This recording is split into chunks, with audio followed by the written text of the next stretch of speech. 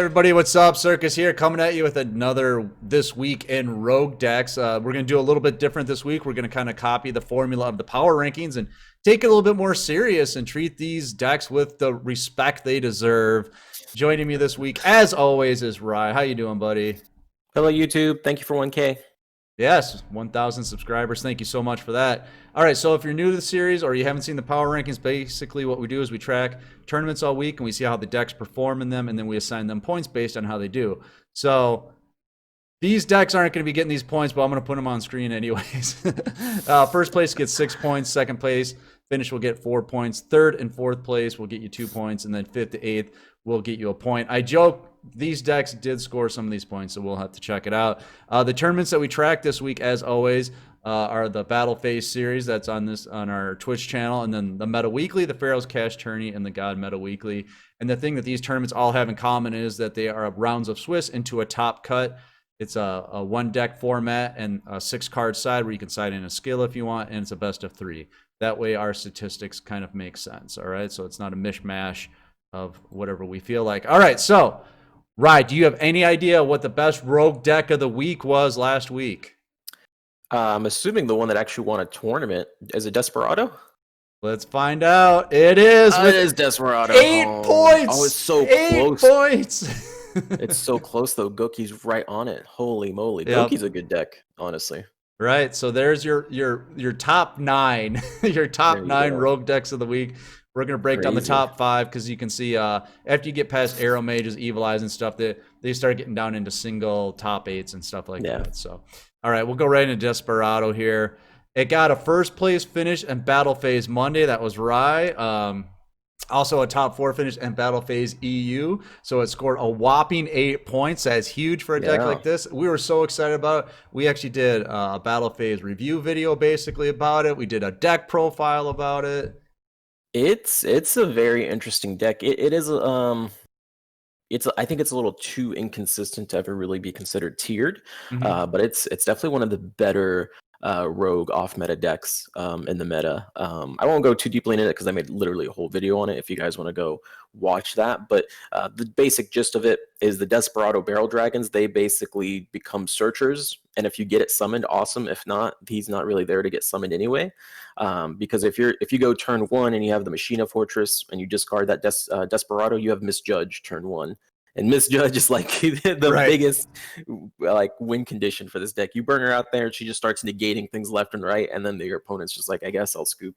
I actually faced this in the ladder yesterday, and he had 3 Misjudges in a row. Only 1 was guaranteed. So oh my god, you know, when that happens to you, you're gonna lose. You know what I mean? Like 3 effects getting negated. Like, what are you supposed to do at that point? Yeah, that's brutal. All right, we'll look at the conversion rates, and you're going to see the conversion rates are way up on these decks because what we find is it's like a handful of people playing them, and they get into the top 32. It was played 7 times last week, made the top 32 4 times. So that's a whopping 57%. You will not see this on a Shiranui deck or something like that. No, he after the player, I forget his name, that won that Battle Phase Monday, the very next Battle Phase, everyone was playing. Right.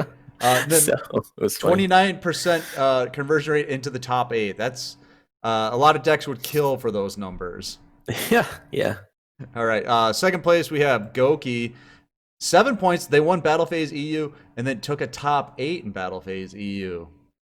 Now, this deck actually would not be surprised if in the coming days, especially when you start looking at XC's era, if it does get tiered. This is a back row deck, you know, admittedly it's a back row deck, but it's one of those decks that it goes plus when it uses up its back row. So for example, when you use the Econ, or if you use the Ballista Squad on one of your monsters, you get to immediately search another monster, which is fantastic for you. I've seen builds with triple Necro Valley. I've seen with double like this one. You kind of get random what you get here. But, you know, playing balance and having 3 copies of Necro Valley in your deck is a really good chance of opening Necro Valley. And that card on its own is like one of the best cards in the meta right now. Right. Locks out the Witchcrafters, locks out the Shiranui, locks out the Dark Magicians from using navigation on you.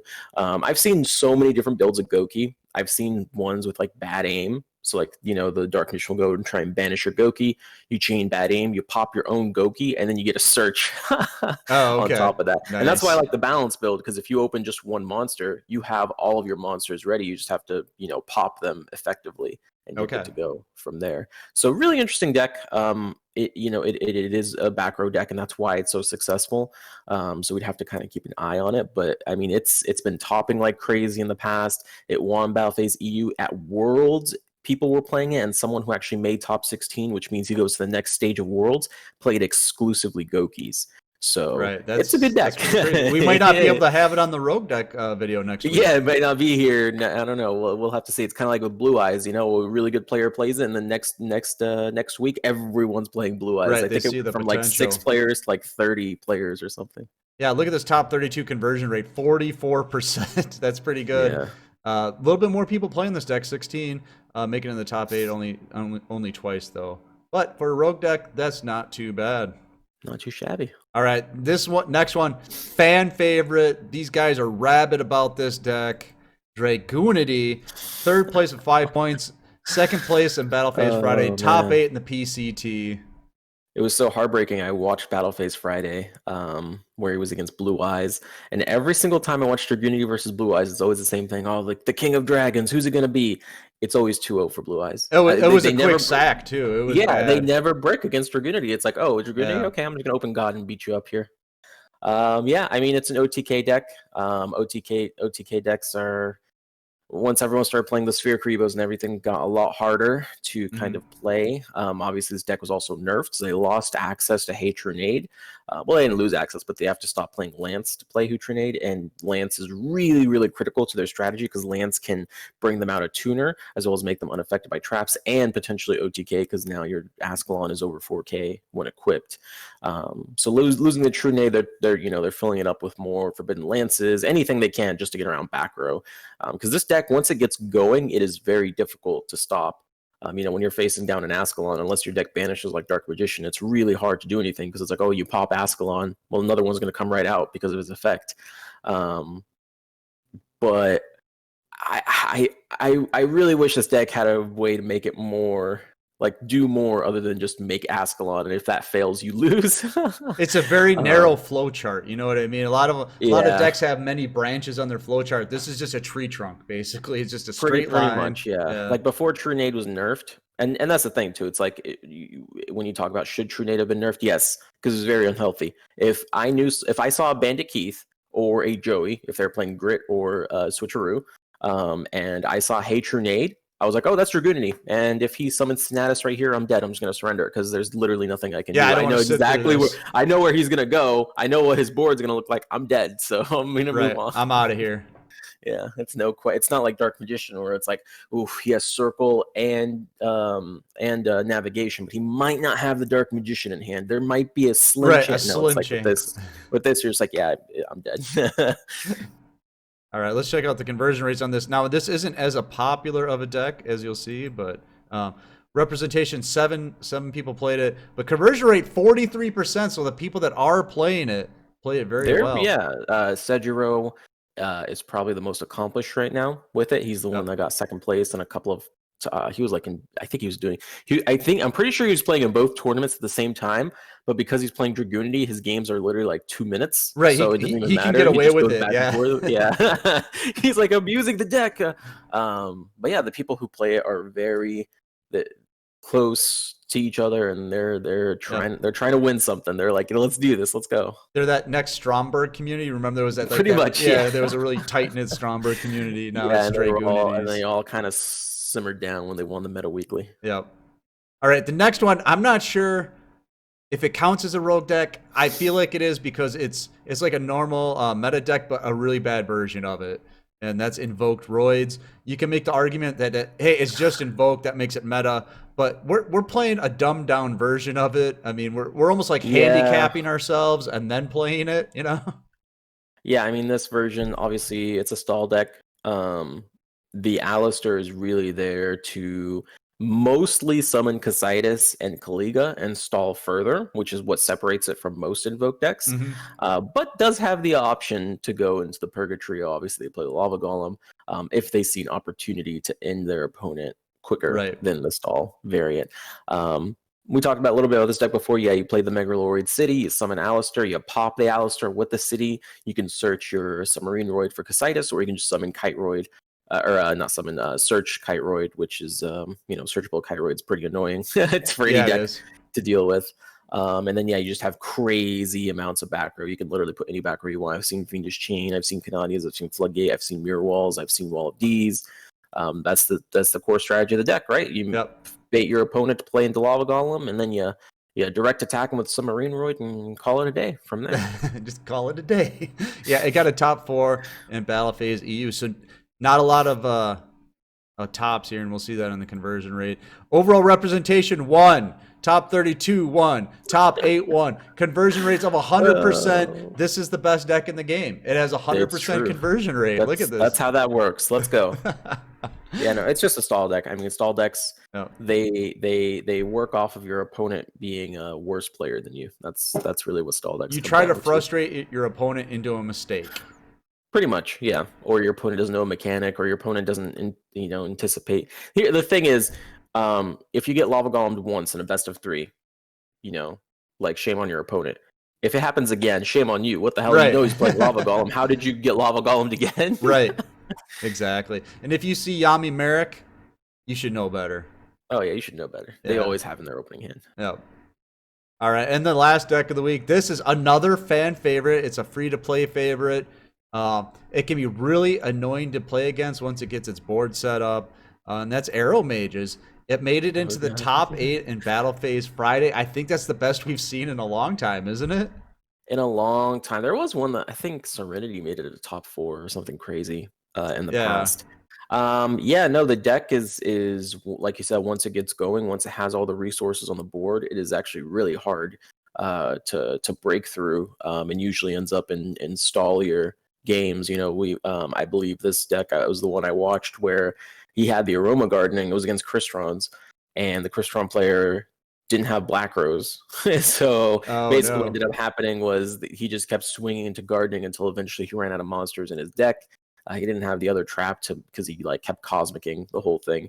So he had 10,000 life points and then ended up losing anyway because he just ran out of cards to draw. Okay. Yeah, they don't have an actual win con. That's the problem. Yeah, I mean they do. They don't, right? They can. They're very control based. And some builds, they play the dry winds, and then some builds have more synchro plays.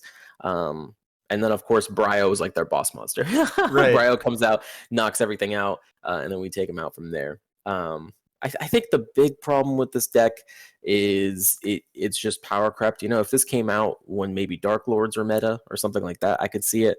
But they die so easily. Anything that can pop face-up cards, this deck cannot handle. Sun Saga summon really late into the game, that's game over for them. Right. Too many Cosmic Cyclones in the opening hand, that's game over for them. One well-placed Black Rose Dragon, and it's almost always GG. Yeah. They just can't play around Black Rose Dragon, and they can't do anything about it. It's just they're going to get Black Rose, they're going to get Black Rose. Because most of the time they have everything committed to the board, and then you Black Rose them, and now they're just top decking, and it takes 6 turns to get back to where they were. Yeah, and this deck, it needs more than one card to do anything. Right. So it's one of those things where it's if this deck came out maybe, or not this deck, but the support for this deck came out maybe 2-3 months before it actually did, it would have been a decent deck, probably a meta deck, but it just came out way too late. We have way too many easy answers to get rid of Arrow Mage. Right. All right, let's look at the conversion rates. They're probably going to be through the roof because there's probably one guy. Oh, well, overall representation, 8. Jesus Christ. That's actually pretty bad. Yeah, among rogue decks, this is pretty low. Conversion rate, 25%. Obviously, it's a free-to-play deck. Yeah, it's a free-to-play deck. You only have to go into one box to really get any of the support. So I could see why. If you're new to tournaments, you're oh, yeah, let's just go play Arrow Mages, and not realizing, imagine playing Arrow Mage, you go up against E-Saber, and you're huh. What happened? When did I mess up my life? I was doing so well in Platinum with them. Yeah. I did want to give a shout out though. There were some ones that made the list, but maybe didn't have enough tops here. But all top 8 finishes: Magician Girl, Stromberg, Amazonas, Evil Eye. Again, just single top 8s. So we'll give them a shout out for the week. But There you go. hopefully you guys like the new format of Rogue decks. I kind of like doing this because I can actually show you the actual decks that played in the tournaments this week. So if you are interested in playing these decks, you can use these lists. And hopefully you enjoy the conversion rates. They're so much higher than the meta decks. It's almost funny, but we'll learn how they compare each week, right? They're relatively higher, but we'll see. Like Ryi said here, Arrow Mage is at 25%. That's terrible compared to other decks that are at Yeah, I mean, 44%. for like the less amount of people, right? The higher the rate should be. The Right. fact that it's so low, yikes! Yeah, holy moly. Yeah, so I hope you guys like how we're doing it this way. So we're going to see you next week. I hope you liked what you saw. Make sure to like, comment, subscribe. Follow us on Twitch, Twitter, and Discord. Make sure to get in the Discord because that's where we announce all of our tournaments, and you can get into those. They're always free to play, so make sure to check those out. Don't forget Gamersupps. There's a link in the description below. You can get 10% off. Tastes like Kool-Aid. Kicks you in the ass. It's good stuff. We love it. So we're going to see you next time on This Week in Rogue Decks. I'm Circus. That's right. Bye, YouTube. See ya.